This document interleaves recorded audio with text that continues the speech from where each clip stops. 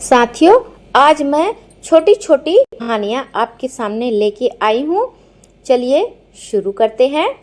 जब भगवान सृष्टि की रचना कर रहे थे तो उन्होंने जीव को कहा कि तुम्हें मृत्यु लोक जाना पड़ेगा। मैं सृष्टि की रचना करने जा रहा हूँ। ये सुन जीव की आंखों में आंसू आ गए। वो बोला, प्रभु कुछ तो ऐसा करो कि मैं लौटकर आपके पास ही आऊं। भगवान को दया आ गई।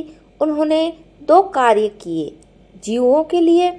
पहला, संसार की हर चीज में अतृप्ति मिला दी और जीव से कहा, तुझे दुनिया में कुछ भी मिल जाए परंतु तू तृप्त नहीं होगा। तृप्ति तभी मिलेगी जब तू मेरे पास आएगा। और दूसरा, सभी के हिस्से में थोड़ा थोड़ा दुख मिला दिया ताकि तू लौटकर मेरे ही पास पहुँचे। इस तरह हर किसी के जीवन में थोड़ा दुख है। जीवन का दुख या विषाद हमें ईश्वर के पास ले जाने के लिए है, लेकिन हम चूक जाते। हमारी समस्या क्या है कि हर किसी को दुख आता है। हम भागते हैं ज्योतिष के पास, अपने दोस्तों और रिश्तेदारों के पास। कुछ होने वाला नहीं, थोड़ी देर का मानसिक संतोष बस। यदि दुखों से घबराए नहीं तो ईश्वर का प्रसाद समझकर आगे बढ़े तो बात बन जाती है। यदि हम ईश्वर से विलग होने के कुछ दिनों को याद कर ले तो बात बन जाती है और जीव दुखों से भी पार हो जाता है। दुख तो ईश्वर का प्रसाद है। दुखों का मतलब है ईश्वर का बुलावा है। वो हमें याद कर रहा है। पहले भी ये विषाद और दुख बहुत से संतों के लिए ईश्वर प्राप्ति का रास्ता बन चुका है। हमें ये बात अच्छे से समझनी चाहिए कि संसार में हर चीज में अतृप्ति है और दुख और विषाद ईश्वर प्राप्ति का एक साधन है। चलिए हम एक और कहानी की तरफ बढ़ते हैं। एक व्यक्ति बहुत परेशान था। उसके दोस्त ने उसे सलाह दी कि कृष्ण भगवान की पूजा शुरू कर दो। उसने एक कृष्ण भगवान की मूर्ति घर लाकर उसकी पूजा करना शुरू कर दिया। कई साल बीत गए लेकिन कोई लाभ नहीं हुआ। फिर एक दूसरे मित्र ने कहा कि तू काली माँ की पूजा कर, जरूर तुम्हारे दुख दूर होंगे। अगले ही दिन वो एक काली माँ की मूर्ति घर ले आया। कृष्ण भगवान की मूर्ति मंदिर के ऊपर बने एक टांड पर रख दी और काली माँ की मूर्ति मंदिर में रखकर पूजा शुरू कर दी। फिर उसके दिमाग में ख्याल आया कि जो अगरबत्ती धूप बत्ती काली जी को जलाऊंगा उसे तो श्री कृष्ण जी भी सूंघ लेंगे। ऐसा करता हूँ कि श्री कृष्ण के मुंह पर कपड़ा बांध देता हूँ। जैसे ही वो ऊपर चढ़कर श्री कृष्ण के मुंह पर कपड़ा बांधने लगा, कृष्ण भगवान ने उसका हाथ पकड़ लिया। वो हैरान रह गया और भगवान से पूछा, इतने वर्षों से पूजा कर रहा था तब तो नहीं आए, अब कैसे प्रकट हो गए?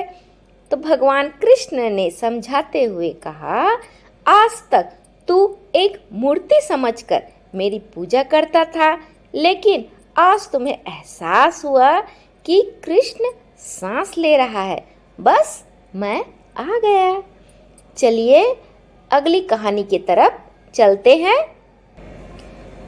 एक बार एक राजा प्रजा का हालचाल पूछने के लिए गांव में घुस ही रहा था। अचानक कहीं से फंसकर उसका कुर्ता फट गया। पास में ही एक दर्जी था। राजा उसके पास गया।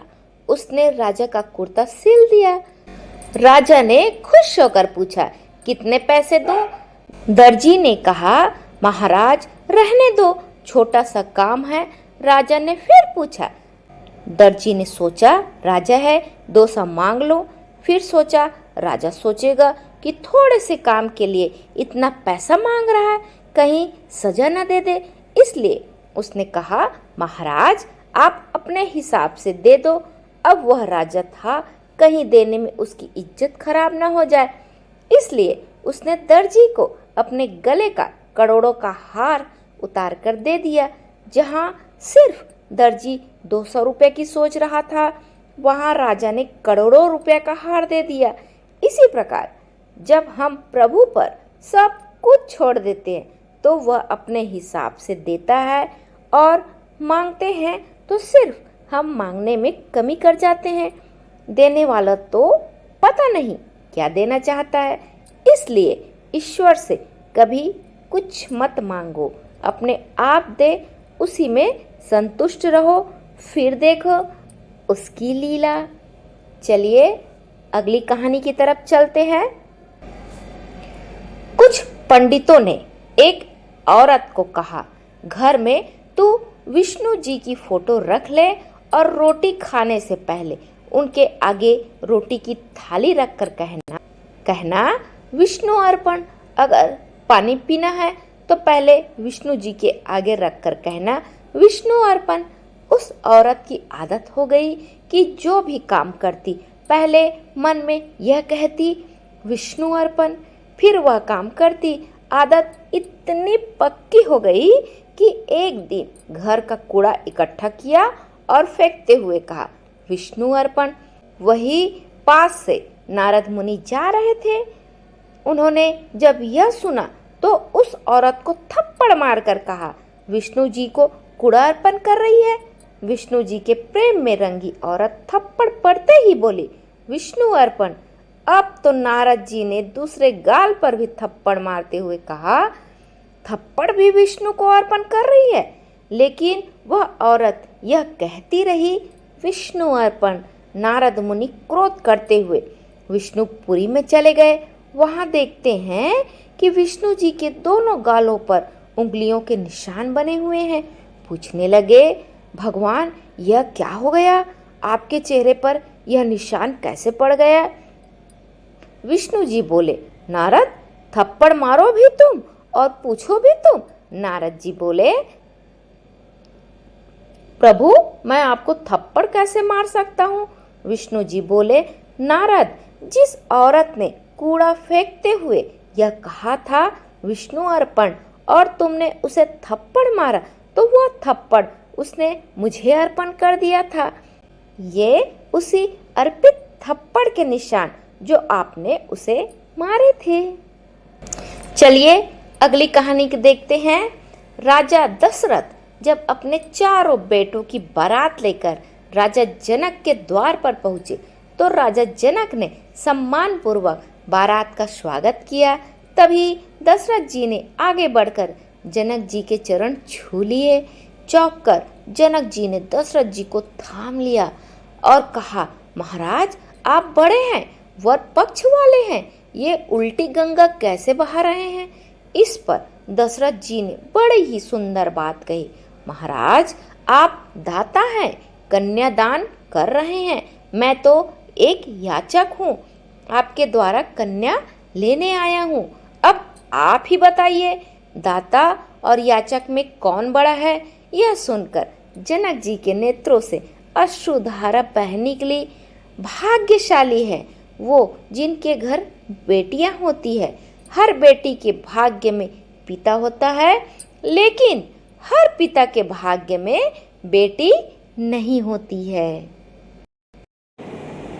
एक और कहानी सुनाती हूँ। एक दिन भगवान कृष्ण नदी किनारे बैठे थे। अर्जुन ने पूछा माधव क्या कर रहे हो। कृष्ण ने कहा इंतजार कर रहा हूँ कि पूरी नदी बह जाए तो फिर पार करो। अर्जुन ने कहा माधव पूरा जल बहने का इंतजार में तो तुम कभी नदी पार ही नहीं कर पाओगे। तब भगवान कृष्ण ने कहा यही तो मैं तुम लोगों को समझाना चाहता हूँ कि तुम लोग जो सदा यह कहते रहते हो कि एक बार जीवन की जिम्मेदारियां पूरी हो जाए तो मैं मौज करूं, फिर घूमूं फिरूं, सबसे मिलूं, सेवा करूं, जैसे नदी का जल कभी नहीं रुकेगा। हमको इस जल से पार जाने का रास्ता बनाना है। इसी प्रकार जीवन खत्म हो जाएगा पर जीव के काम कभी भी खत्म नहीं होंगे।